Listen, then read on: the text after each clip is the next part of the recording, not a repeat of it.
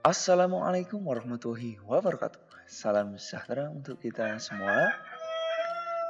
Halo anak-anak semuanya, apa kabarnya? Semoga anak-anak semuanya sehat. Pak Guru di sini juga sehat. Amin. Baik anak-anak, jumpa lagi dengan Pak Guru di pelajaran pendidikan jasmani, olahraga dan kesehatan. Pada materi kali ini kita akan belajar tentang permainan kasti, ya. Nah, di mana pada pembelajaran ini kita akan membahas lebih banyak tentang bagaimana cara bermain kasti pada lapangan sebenarnya, ya. Namun sebelum itu, mari kita berdoa terlebih dahulu untuk memulai pembelajaran kita hari ini. Berdoa, mulai. Berdoa selesai. Baik anak-anak, di pertemuan-pertemuan sebelumnya, anak-anak telah belajar tentang gerakan melempar bola, ya. Baik melempar bola atas, bola datar, ataupun bola menyusur tanah atau bola bawah. Kemudian anak-anak juga belajar menangkap bola, baik bola yang datang dari atas, ataupun datang dari arah datar, ataupun datang dari bawah. Dan anak-anak juga telah belajar tentang gerakan memukul bola, ya. Nah, sehingga anak-anak sekalian, sekarang Pak Guru akan memberikan materi untuk mencoba anak-anak bermain kasti. Tentunya di sini dengan peraturan yang dimodifikasi. Dengan tujuan agar bisa anak-anak sesuaikan dengan keadaan atau kondisi yang ada di sekitar anak-anak, ya. Baik, untuk bermain kasti ini anak-anak harus mengetahui beberapa hal dulu ya. Nah, anak-anak sekalian, tentang permainan kasti ini, pertama, permainan kasti ini bisa dimainkan dua regu ya. Karena olahraga kasti ini adalah olahraga pertandingan. Jadi harus dimainkan beberapa tim untuk bertanding. Kemudian anak-anak, satu regu sebagai pemukul dan satu regu sebagai penjaga, ya. Jadi dibagi setelah terbentuk dua regu tadi, kemudian ditentukan tim mana yang menjadi regu pemukul dan tim mana yang menjadi regu penjaga, ya. Begitu anak-anak. Selanjutnya adalah nilai sekarang ya. Bagaimana cara memperoleh nilai pada permainan kasti ini? Yang pertama, dalam permainan kasti ya akan mendapatkan nilai 1 jika pemukul berhasil memukul bola, kemudian lari ke pemberhentian atau tiang pertolongan, tiang hinggap 1, tiang hinggap 2, dan area bebas secara bertahap. Jadi perlu anak-anak garis bawahi di sini adalah area bertahap ya. Area bebas secara bertahap. Nah, lebih lengkap anak-anak, coba anak-anak perhatikan penjelasan atau contoh berikut ini ya untuk nilai 1. Jadi di sini anak-anak ada area bebas dan area penjagaan ya, atau area tempat di mana regu penjaga.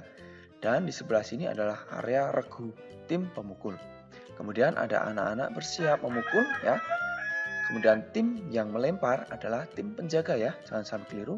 Ya, ini ada dua kelompok merah dan kelompok biru. Ya, kelompok merah penjaga, kelompok biru adalah tim atau regu pemukul.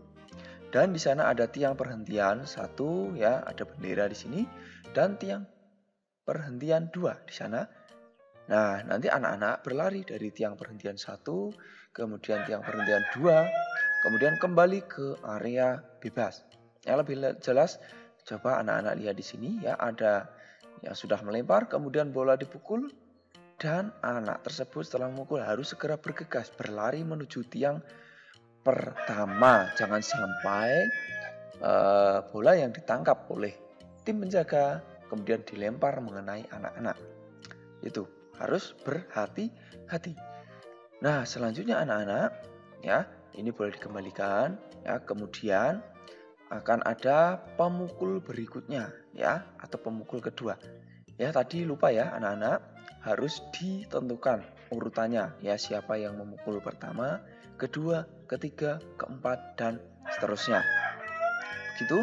Nah, ini kemudian pemukul kedua bersiap. Ya, bola dilempar dari tim penjaga, kemudian dipukul. Ya, kemudian berlari. Ya, dan pemukul pertama tadi setelah berlari ke perhentian 2, lalu berlari menuju ke area bebas, sehingga dia berhasil kembali di area bebas dengan bertahap, yaitu dia ke perhentian 1, kemudian tiang perhentian 2, dan ke area bebas ya. Itu artinya dia bertahap, sehingga anak tersebut atau pemukul pertama ini atau tim dalam tim pemukul mendapatkan nilai 1. Gitu anak-anak, untuk nilai 1 ya. Sampai di sini bisa dimengerti anak-anak sekalian. Intinya adalah ketika tim pemukul ini dia berhasil singgah ya secara bertahap ya. Dia ke tiang perhentian 1, kemudian menunggu pemukul lainnya sehingga dia kemudian berlari ke tiang perhentian 2, lalu kembali ke area bebas. Itu bertahap anak-anak. Nilainya berapa tadi? Ya, 1, pintar sekali. Selanjutnya anak-anak adalah, ini boleh dikembalikan, untuk nilai 2. Jadi, nilai 2 ini diberikan jika pemukul berlari melewati tiang pemberhentian, ya, tiang pertolongan tadi, tiang hinggap 1, tiang hinggap 2, kemudian kembali ke area bebas atas pukulannya sendiri. Ya, jadi lebih lengkap di sini ya. Ini bersiap memukul. Ya, anak yang memukul bola ini dalam pukulan bolanya sendiri, dia berhasil berlari dari tiang pertolongan 1 atau tiang hinggap 1, kemudian tiang hinggap 2, dan kembali ke area bebas dalam 1 waktu atau 1 periode di mana dia memukul bolanya sendiri. Dan tentunya tanpa mengenai atau tanpa terkena lemparan bola dari lawan. Kita lihat contoh berikut ini ya. Bola dilempar dari tim penjaga, kemudian bola dipukul. Nah, kemudian si pemukul atau si anak tersebut lari ke tiang hinggap 1, tiang hinggap 2, dan berhasil kembali ke tiang atau area bebas. Nah, maka jika terjadi seperti itu, dia berhasil mendapatkan nilai 2. Anak-anak sekalian, ini anak-anak untuk nilai 2 ya, bisa dimengerti? Baik, jika bisa dimengerti, kita lanjutkan yang berikutnya. Untuk nilai 1 diberikan jika regu penjaga. Sekarang, regu penjaga juga bisa mendapat nilai anak-anak ya, ketika menangkap langsung bola lambung yang dipukul regu pemukul. Jadi ketika bola yang dipukul oleh pemukul kemudian melambung dan berhasil ditangkap dengan sempurna oleh tim penjaga, maka tim penjaga berhasil memperoleh nilai 1. Lebih lengkap seperti ini ya. Ini ada tim yang akan bersiap memukul dan tim penjaga, kemudian bola dilempar lalu dipukul dan berhasil tertangkap sempurna seperti ini ya anak-anak.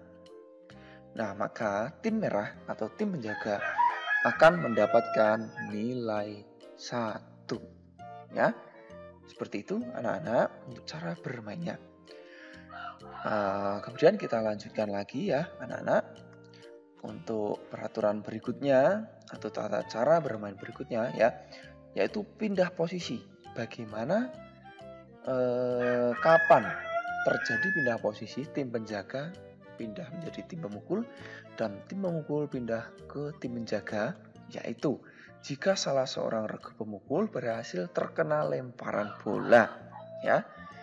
Jadi lebih lengkap contohnya atau ilustrasinya seperti ini anak-anak. Ini tim pemukul bersiap memukul bola ya, dan di sana ada tim pemukul yang sudah hinggap di tiang 1, tiang perhentian 1 ya, kemudian pemukul akan memukul bola dan dia memukul bola. Nah, bola berhasil ditangkap dan tim pemukul lari. Ketika di tengah jalan lari ya, tim penjaga melempar bola mengenai tim penjaga atau tim biru yang sedang berlari mau kembali ke area bebas.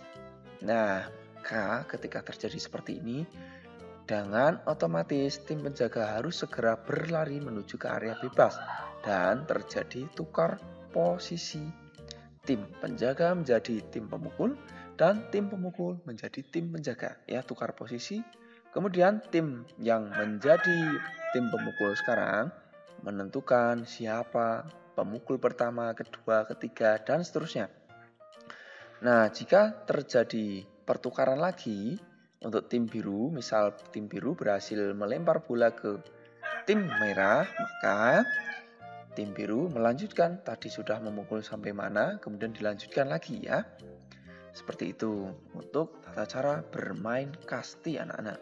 Nah, ada beberapa hal juga yang Pak Guru ingin sampaikan ya.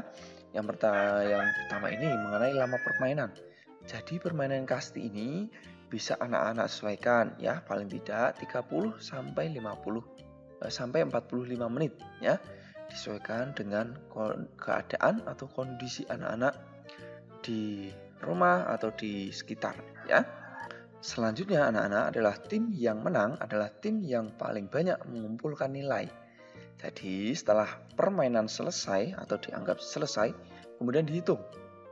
Tim A tadi tim merah atau tim biru masing-masing nilainya berapa. Kemudian dilihat mana yang paling besar nilainya, dialah pemenangnya. Begitu anak-anak. Nah, selanjutnya anak-anak, Pak Guru akan memberikan tugas untuk bahan belajar anak-anak di rumah. Yang pertama, coba anak-anak jelaskan kembali cara bermain kasti ya. Yang Pak Guru sampaikan tadi, coba anak-anak ceritakan dengan cara atau sesuai dengan pemahaman anak-anak ya. Kemudian yang kedua, anak-anak mempraktikkan permainan kasti dengan peraturan yang dimodifikasi. Jadi, selain anak-anak bisa mengerti, menjelaskan permainan kasti, anak-anak diharapkan juga mempraktikkan ya untuk permainan kasti ini. Ini anak-anak untuk materinya ya. Dan perlu anak-anak ingat, wajib dan menjadi perhatian utama adalah ketika anak-anak mempraktikkan atau melakukan olahraga kasti ini atau olahraga apapun di rumah, anak-anak harus tetap menjaga protokol kesehatan. Oke? Jadi tetap menjaga protokol kesehatan. Itu ya. Karena kita harus waspada, tetap menjaga kesehatan kita dan orang di sekitar kita. Begitu anak-anak sekalian untuk pembelajaran kita hari ini. Dan mari kita akhiri dengan berdoa. Berdoa mulai. Berdoa selesai. Anak-anak jangan lupa ya, jika ada kesulitan silahkan tanyakan di kolom komentar. Ya, nanti akan Pak Guru bantu menjawab kesulitan yang anak-anak alami. Dan anak-anak bisa terus belajar bersama Pak Guru di sini di EPJUK. Caranya dengan mengklik tombol subscribe dan tombol loncengnya agar secara otomatis anak-anak mendapatkan pemberitahuan ketika Pak Guru memberikan materi. Jadi seperti itu anak-anak, tetap semangat ya belajarnya. Sampai jumpa di pembelajaran selanjutnya. Assalamualaikum warahmatullahi wabarakatuh. Salam sehat, salam semangat, salam PJOK.